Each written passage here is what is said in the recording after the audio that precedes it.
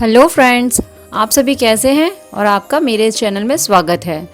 कोई भी काम करने से पहले आपके मन में ये सवाल ज़रूर आते हैं कि ये काम हम कब करें, क्यों करें, कैसे करें, कितना करें। ये सारे सवाल आपके मन में ज़रूर आते हैं। तो जो मैंने पिछले वीडियो में मैं आपको 16 सोमवार की मैंने कथा बताई थी, कथा नहीं पूजन विधि बताई थी, तो आपके माइंड में ये सवाल ज़रूर आए होंगे कि हमें 16 सोमवार कब से शुरू करना चाहिए, क्यों करना चाहिए, इसका महत्व क्या है, इसके नियम क्या क्या हैं। तो आज की वीडियो में मैं आपके इन सारे प्रश्नों के जवाब देने आई हूँ।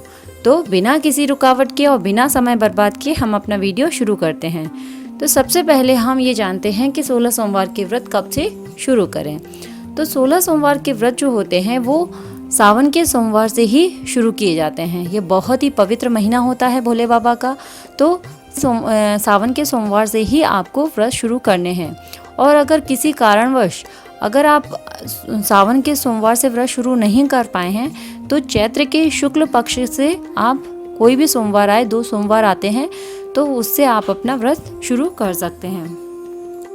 अब आता है सवाल, इस व्रत का क्या महत्व है। अब हम इंसान हैं तो हमें हर चीज़ में कुछ न कुछ लाभ चाहिए ही चाहिए। तो अगर हम सेक्रीफाइस कर रहे हैं भगवान के लिए, व्रत कर रहे हैं, तो हमारे इससे किन किन मनोकामनाओं की पूर्ति होगी। वैसे तो भगवान का नाम कभी भी निष्फल नहीं जाता है। आप कभी भी भगवान का नाम लीजिए, उसका कुछ न कुछ फल आपको ज़रूर मिलता है। भले ही आपको दिखाई न दे, लेकिन आपको फल अवश्य मिलता है। तो ये व्रत है वो बहुत ही फलदायी है और इसका महत्व भी बहुत ही ज़्यादा है। कभी भी किसी कुंवारी लड़की का पति नहीं मिल रहा है, वर ढूंढने में बहुत ही मुश्किल हो रही है, और या कोई भी लड़की अपने मनोवांछित वर की प्राप्ति चाहती है, तो इस व्रत को करने से उसे मनोवांछित वर की प्राप्ति होती है। बहुत लंबे समय से चल रही बीमारी से मुक्त होने के लिए आप 16 सोमवार का व्रत उठा सकते हैं। कोई भी कोर्ट कचहरी में जो आपका विवाद चल रहा है वो सॉल्व नहीं हो पा रहा है, तो आप ये व्रत उठा सकते हैं। निश्चय ही आपको उससे मुक्ति मिलेगी। और सबसे बड़ी बात, आप श्रद्धा भक्ति से कोई भी मनोकामना आप भगवान से मांगकर ये व्रत शुरू कर सकते हैं।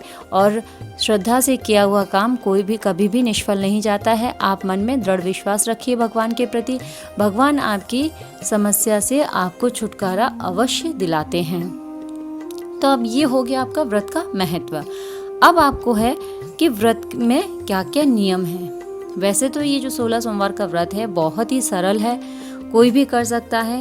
स्त्री, पुरुष, बच्चे, कुंवारी लड़कियां, छोटी लड़कियां, बड़ी लड़कियां, बूढ़ी औरतें सब कर सकती हैं, क्योंकि ये व्रत ज़्यादा कठिन नहीं है। कोई भी इसके पालन के कोई नियम नहीं है इतने सख्त। तो लेकिन फिर भी भगवान को मनाना है, इतना जतन करना है, तो थोड़ी तो शुद्धता दिखाई पड़ती है। ठीक है, तो मैं आपको 16 सोमवार के 16 नियम मैंने आपके लिए बनाए हैं, तो वो नियम मैं आपको बताती हूँ। तो जानते हैं हम 16 सोमवार के 16 नियम। सबसे पहला नियम तो है सूर्योदय से पहले उठे। ये सबसे पहला नियम है कि भगवान जो सूर्य हैं उनके उठने से पहले आपको उठना पड़ेगा। और नहाने का जो पानी जो आप लेंगे उसमें काले तिल अवश्य डालें। ठीक है, पानी में काले तिल डालकर आपको स्नान करना है। ये है सबसे पहला नियम। दूसरा नियम है आपका कि सूर्य भगवान जब उग जाएं, जब उठ जाएं, वो भी जब उदय हो जाएं, तो उनको पानी चढ़ाना चाहिए, जल चढ़ाना चाहिए, उसमें हल्दी अवश्य डालें। इसको डालने से आपको बहुत ही अच्छे फल की प्राप्ति होती है। तीसरा है, आपको पूरे दिन मन में भगवान शिव की उपासना करनी चाहिए। उनका मंत्र है ओम नमः शिवाय, और उसका जाप आपको पूरे दिन अपने मन ही मन करते रहना चाहिए। ये सबसे मुख्य आपको काम करना है। चौथा आपका नियम है भगवान का अभिषेक पंचामृत से करें अगर हो सके तो, नहीं तो पानी और गंगा जल मिलाकर उनका अभिषेक अवश्य करें।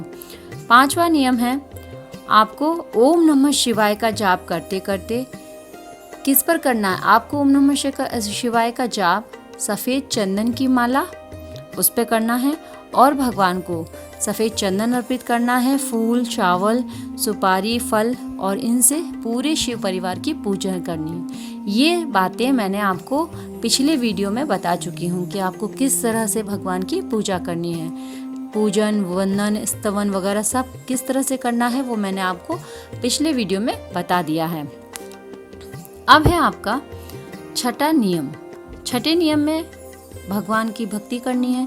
उनका जो महामृत्युंजय मंत्र है वो आपको पढ़ना है। अगर आपको किसी को पढ़ना नहीं आता है, क्योंकि ये संस्कृत में है, तो आप उसको वीडियो चलाकर भी आप छोड़ सकते हैं। और शिव पंचाक्षर जो ओम नमः शिवाय, उनमें 5 अक्षर होते हैं। इन 5 अक्षरों का क्या मतलब होता है ये ही आपको शिव पंचाक्षर में बताया गया है।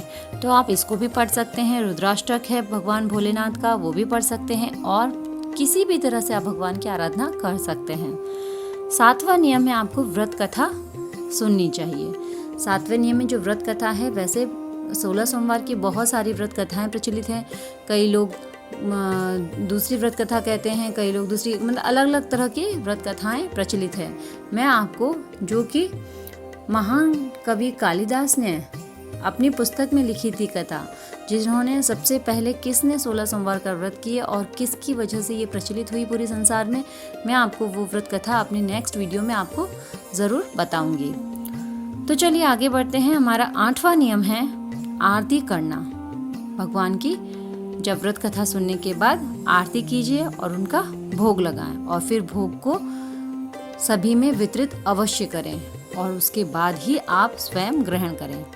9वां नियम है नमक नहीं खाना चाहिए। आपको पूरे दिन के व्रत में आपको नमक नहीं खाना है।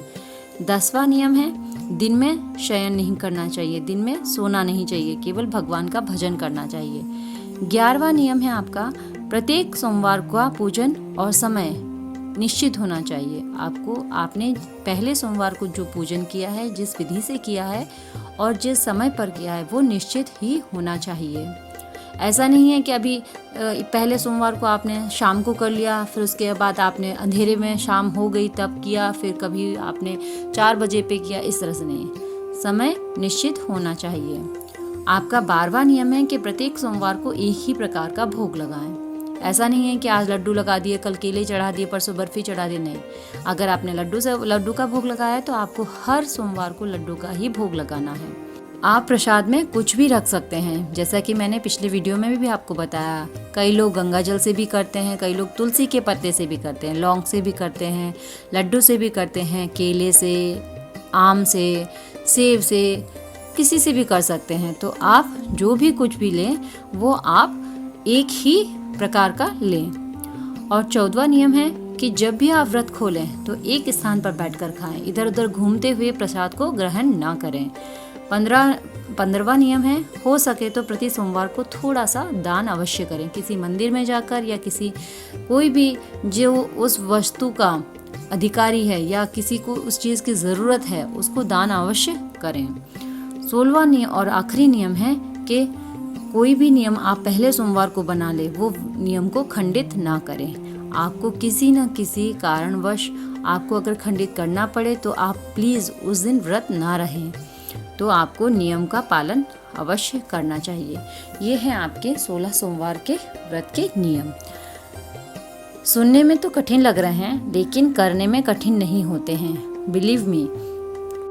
मनसा वाचा कर्मणा, मन से, वचन से और कर्म से शुद्ध होकर आप भोले बाबा का व्रत शुरू कीजिए और मन में यह विश्वास रखिए कि मेरे भोले बाबा आपकी हर मुश्किल को आसान कर देंगे और उसको पल में दूर कर देंगे। जय भोलेनाथ।